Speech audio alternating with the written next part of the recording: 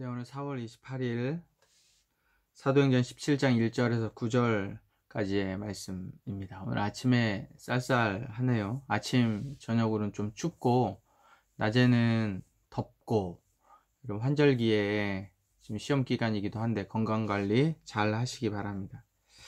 오늘 이제 드디어 17장 1절에 보면 데살로니가라는 도시에 이릅니다.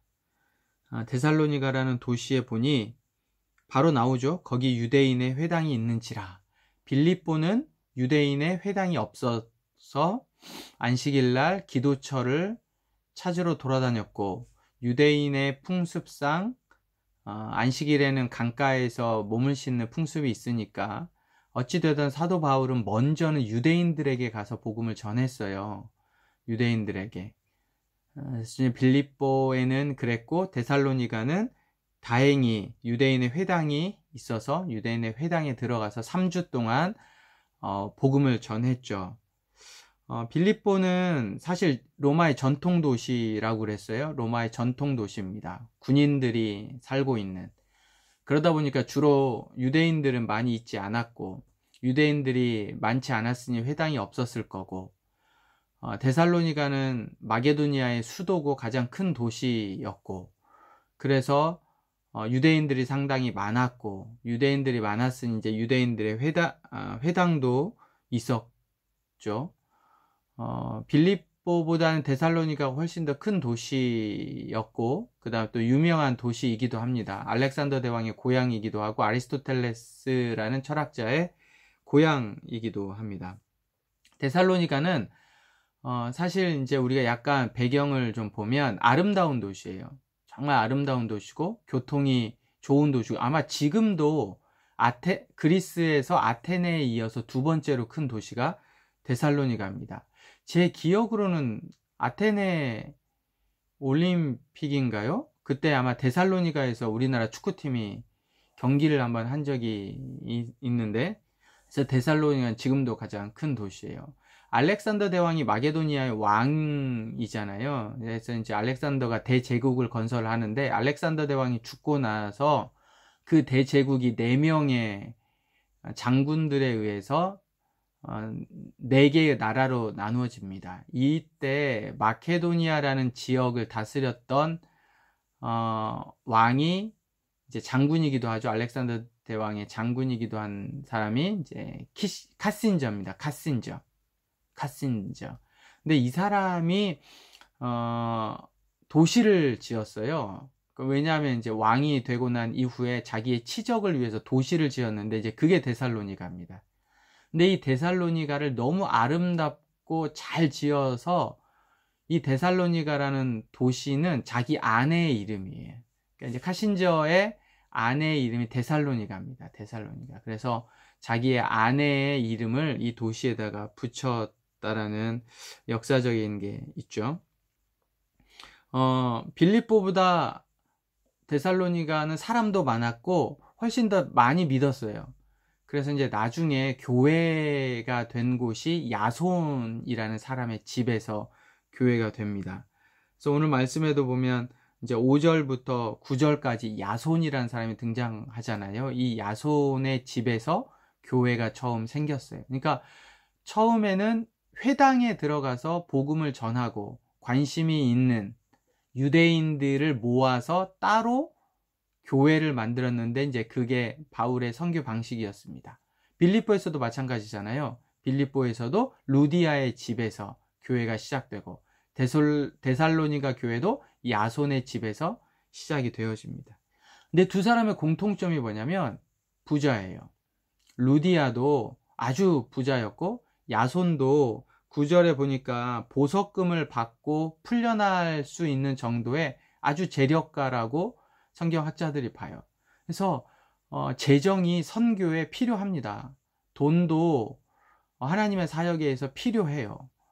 돈을 우리가 이제 하나님과 재물을 겸하여 섬길 수 없다라고 이야기하잖아요. 당연히 겸하여 섬길 수 없죠. 왜? 하나님이 우선순위고 하나님이 위에 있어야 되고 재물은 그 아래에 있어야 되는데, 우리가 이제 하나님보다 재물을 더 높게 생각하고 더 중요하게 생각하는 게 이제 문제죠, 오늘날.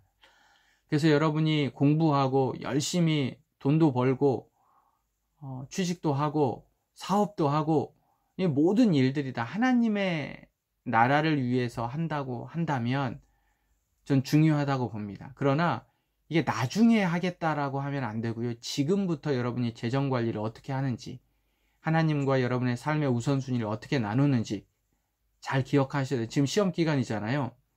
어떻게 할 건지 지금 안 되면 나중에도 안 됩니다.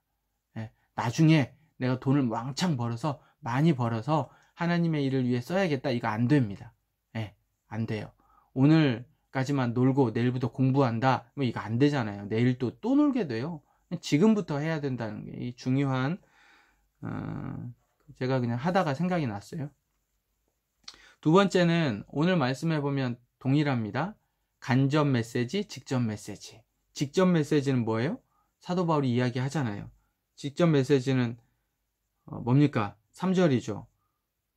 그리스도가 해를 받고 죽은 자 가운데서 다시 살아날 것을 증언하고 이르되 내가 너희에게 전하는 이 예수가 곧 그리스도라 라는 거예요. 그리스도라. 그리고 또 하나의 역설은 7절인데 이거는 유대인들이 이야기하는 거예요. 야손이 그들을 맞아 들였도다. 이것도 직접 인용을 해야 되겠죠. 이 사람들이 다 가이사의 명을 거역하여 말하되 다른 임금 곧 예수라 하는 이가 있다 하더이다. 예수가 누구란 이야기를 하고 있어요. 임금이라는, 왕이라는 이야기를 직접 메시지를 통해 하고 있죠. 자, 이쯤에 돼서 그리스도가 무슨 뜻이에요? 그리스도. 여러분 이 정도 이제 제가 자주 반복하니까 그리스도는 헬라어라는 거예요. 메시아는 히브리어에 똑같다는 말이에요. 이 말의 뜻은 기름 부음을 받은 자다. 근데 이거는 곧 왕을 이야기하는 거예요. 그래서 3절에 예수가 곧 그리스도라라고 이야기하는 건 예수님이 왕이다라는 뜻이에요.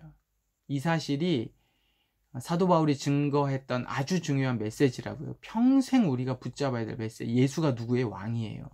예수가 우리의 삶의 주인이라고요.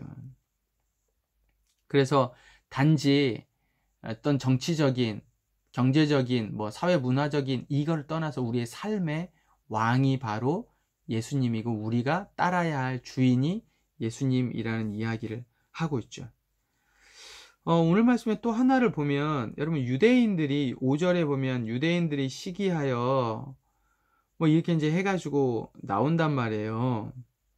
근데 7절에도 보면 유대인들이 뭐라고 이야기하냐면 이 사람들이 다 가이사의 명을 거역하여 말하되 다른 임금 곧 예수라 하는 이가 있다 하더이다. 이렇게 해서 고발을 하거든요. 근데 이게 예수님을 고발할 때도 똑같아요. 그러니까 유대인들은 똑같은 루틴으로 이야기를 한단 말이죠.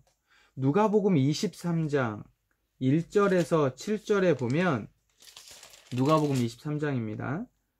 무리가 다 일어나 예수를 빌라도에게 끌고 가서 고발하여 이르되 우리가 이 사람을 보매 우리 백성을 미혹하고 가이사에게 세금 바치는 것을 금하며 자칭 왕 그리스도다 하더이다 하니, 그러니까 당시 유대인이 예수님을 빌라도에게 고발할 때도 똑같은 방법이었고 데살로니가에서 이 유대인들이 당시에 데살로니가를 다스리고 있었던 그런 사람들에게 고발하는 것도 똑같은 방법이에요. 그런데 아까 제가 역설이라고 했죠. 이들이 고발한 게 사실은 사실인 거예요.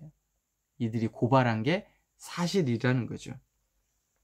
그래서 오늘은 대체적으로 한 3가지 포인트, 루디아와 야손의 집에서 교회가 시작되어졌고 이들은 상당히 재력을 가지고 있는데 이들은 정말 자기의 가지고 있는 재력을 통해서 하나님의 교회를 세워갔던 사람들, 그리고 예수가 그리스도라고 고백했던 직접 메시지, 이게 동일하게 우리에게도 동일한 고백이 되어져야 합니다.